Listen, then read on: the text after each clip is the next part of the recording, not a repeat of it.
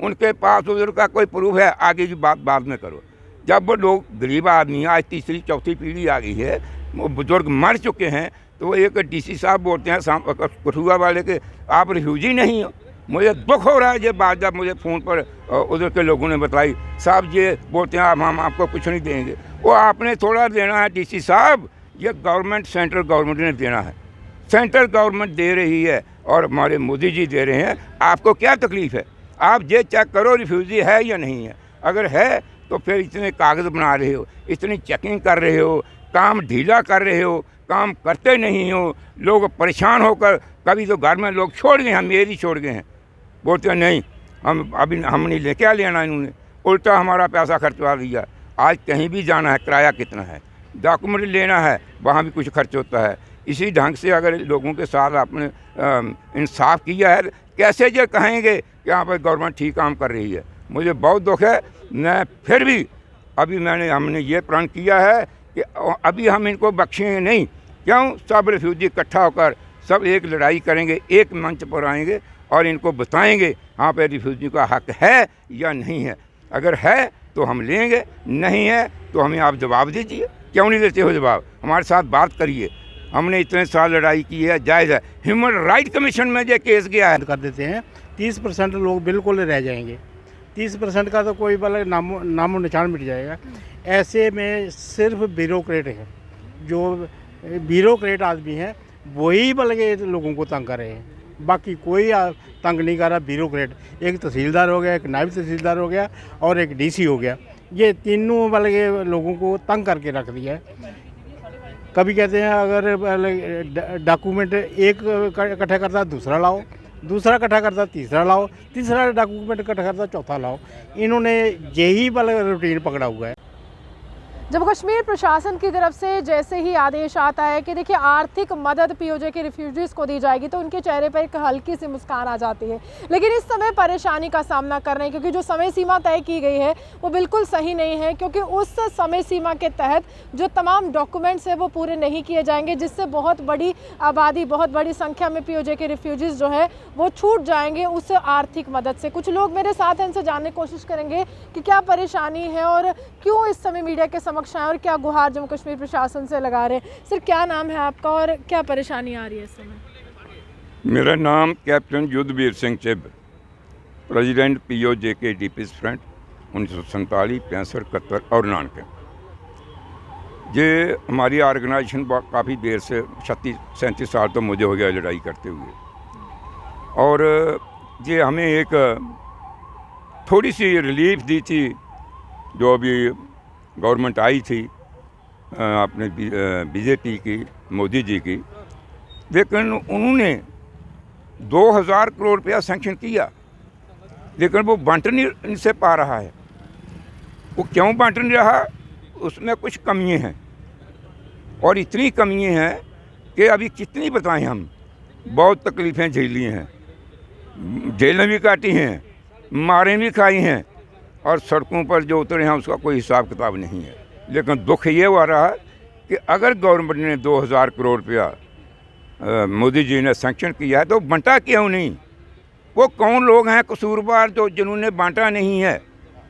आज क्यों लोग जो हैं वो 30% लोग रह गए हैं? इसमें कुछ कमी है, इसमें कुछ कारण हैं। सबसे पहले तो मैं दोष दूंगा भगवान को, जिन्होंने कोरोना लगा दिया 2 बार, उसमें काम रुक गया। दूसरा, जो हमारे कार्यकर्ता थे, जो हमारे खासकर जो जैसे इन्होंने कहा ब्यूरोक्रेट हैं, रेवेन्यू अथॉरिटी है, उसमें काम करने वाले लोग हैं, वो लोग अपना काम ठीक नहीं करते हैं। वो यही झांकते रहते हैं कब कोई हमें कुछ देता है। तो अब ऐसे काम तो नहीं चलता है। आज लेट होने का कारण ये भी बहुत बड़ा है। तीसरी बात कहूँगा, जहाँ से हमने डॉक्यूमेंट लेने हैं, मुआवज़खाना जाओ ज़ीरो है, अखनूर जाओ बिल्कुल फटा कचरा कागज़ पड़ा हुआ है, और हमारे पास गवर्नमेंट को देने के लिए कागज़ कहाँ से आए? हम लेकर नहीं आए थे। जब भागे थे तो जान बचाकर भागे थे, कुर्ता कच्छा लगाकर हम नंगे आए हुए हैं। तो आज गवर्नमेंट बोलती है, और ऐसे ऐसे इधर हमारी रेवेन्यू के लोग आ गए। मुझे दुख हुआ बात सुनकर, खासकर जो डीसी साहब हैं कठुआ के, वो बोलते हैं लोगों को आप रिफ्यूजी नहीं हैं। अरे भाई, ये ऐसे आ रहे हैं जी, आप तो मेरे ख्याल उस वक्त पैदा भी नहीं हुआ होंगे जब जिन लोगों ने अपना घर बार छोड़ा था। इतना कुछ छोड़ा है तो आप बोलते हो जो रिफ्यूजी नहीं है, जो 60 के आए हुए हैं। आपको पता है कि शंभ की क्या प्रॉब्लम है? शंभ वो इलाका है जहाँ 3 बार लोगों ने मार खाई है, और उससे पहले जो कत्लेआम होते थे, आर्मी शंभ में बैठी हुई थी, लोग आगे 12-13 किलोमीटर अपने गांव में सोते थे और रात को अटैक होता था उनके ऊपर। और कुछ लोग उस पंगी से तकलीफ से भागकर आस्ता आस्ता उन्होंने प्राण शुरू कर दिया। लेकिन 2 बार अटैक जब पाकिस्तान ने शंभ पर किया और वो लोग थे, और आखिर 1971 में जब शिमला एग्रीमेंट हुआ तो इन्होंने हमारा इलाका दे दिया। ये कौन से इलाका देने वाले हमारा? कब किसने कहा कि हमारा इलाका दो? लिया हुआ आपने एक गिफ्ट दे दिया पाकिस्तान को। आज बातें करते हो ये लोग कौन हैं, कहाँ से आए हैं, इनका हक नहीं बनता है। आप चेक करो उनका पिछला रिकॉर्ड है या नहीं है, उनके पास उधर का कोई प्रूफ है, आगे की बात बाद में करो।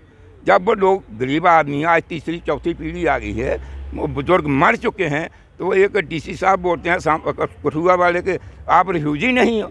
मुझे दुख हो रहा है ये बात जब मुझे फ़ोन पर उधर के लोगों ने बताई। साहब ये बोलते हैं हम आपको कुछ नहीं देंगे। वो आपने थोड़ा देना है डीसी साहब, ये गवर्नमेंट, सेंट्रल गवर्नमेंट ने देना है।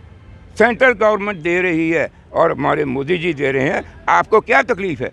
आप ये चेक करो रिफ्यूजी है या नहीं है। अगर है तो फिर इतने कागज़ बना रहे हो, इतनी चेकिंग कर रहे हो, काम ढीला कर रहे हो, काम करते नहीं हो, लोग परेशान होकर कभी तो घर में लोग छोड़ गए हैं, मेरी छोड़ गए हैं, बोलते हैं नहीं हम अभी हम नहीं ले, क्या लेना इन्होंने, उल्टा हमारा पैसा खर्चवा दिया।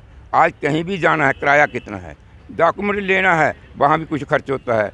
इसी ढंग से अगर लोगों के साथ आपने इंसाफ किया है, कैसे ये कहेंगे कि यहाँ पर गवर्नमेंट ठीक काम कर रही है? मुझे बहुत दुख है।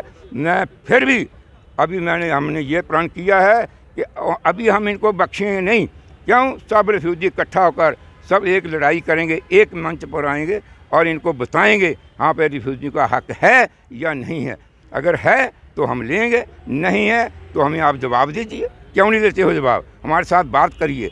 हमने इतने साल लड़ाई की है, जायज़ है। ह्यूमन राइट कमीशन में जो केस गया है, उन्होंने कहा एक कैंप वाला भी रिफ्यूजी है, एक नॉन कैंप वाला भी रिफ्यूजी है। सभी हक मतलब जो आपने 65-71 वालों को दिए हैं पार्टी साहब, सभी रिफ्यूजियों को एक जैसा ट्रीट करिए। तो इतना कुछ हो चुका है।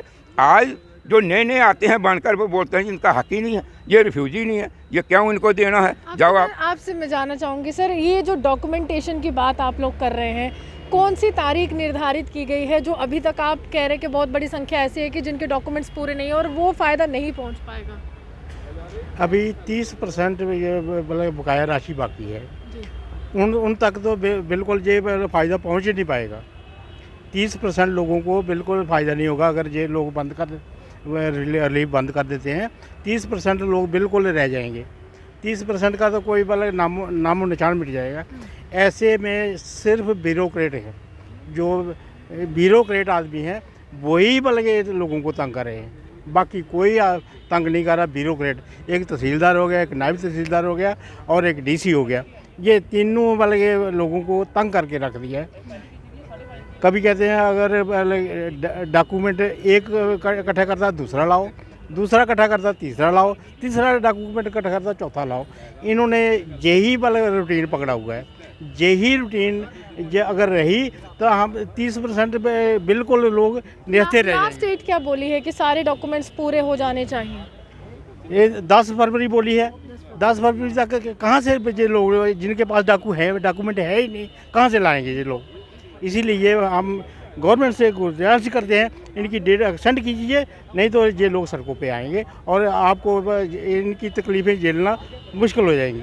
देखिए, साफ तौर पर ये तमाम लोग इंसाफ की मांग कर रहे हैं और इंसाफ की मांग उपराज्यपाल मनोज सिन्हा से की जा रही है, साथ ही साथ जम्मू कश्मीर प्रशासन से। और एक ही मांग है कि जिस तरह से ये लोग अन्याय का सामना करते आए हैं, उम्मीद आपसे है कि आप न्याय ज़रूर करेंगे। आप ये हमारे देखते थे न्यूज़ 9 लाइव जम्मू से।